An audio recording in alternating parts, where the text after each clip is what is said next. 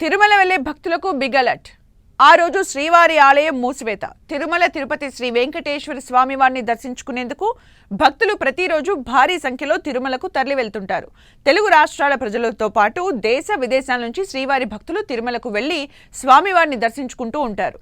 తిరుమల కొండపై భక్తులకు ఎలాంటి ఇబ్బందులు తలెత్తకుండా తిరుమల తిరుపతి దేవస్థానం పటిష్ట చర్యలు తీసుకుంటుంది. సామాన్య భక్తులకు వీలైనంత త్వరగా స్వామివారి దర్శన భాగ్యం కల్పించేలా చర్యలు తీసుకుంటుంది.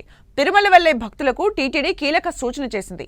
మార్చి 3వ తేదీన శ్రీవారి ఆలయాన్ని మూసివేయనున్నట్లు తెలిపింది.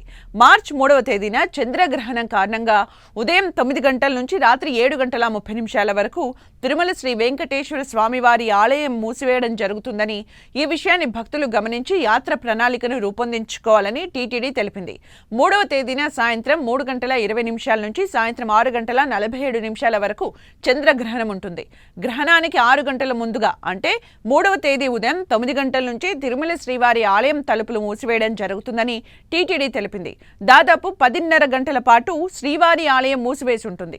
3వ తేదీ రాత్రి 7:30 ఆలయ తలుపులు తెరుస్తారు.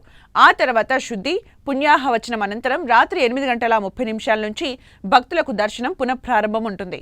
చంద్రగ్రహణం కారణంగా మార్చి 3వ తేదీన అష్టదళ పాద పద్మారాధన, కళ్యాణోత్సవం, ఊంజల్ సేవ, ఆర్జిత బ్రహ్మోత్సవం, సహస్ర దీపాలంకరణ సేవలు రద్దు చేయనున్నారు. భక్తులు ఈ విషయాన్ని గమనించి తిరుమల యాత్రకు ప్రణాళికను రూపొందించుకోవాలని టీటీడీ సూచించింది.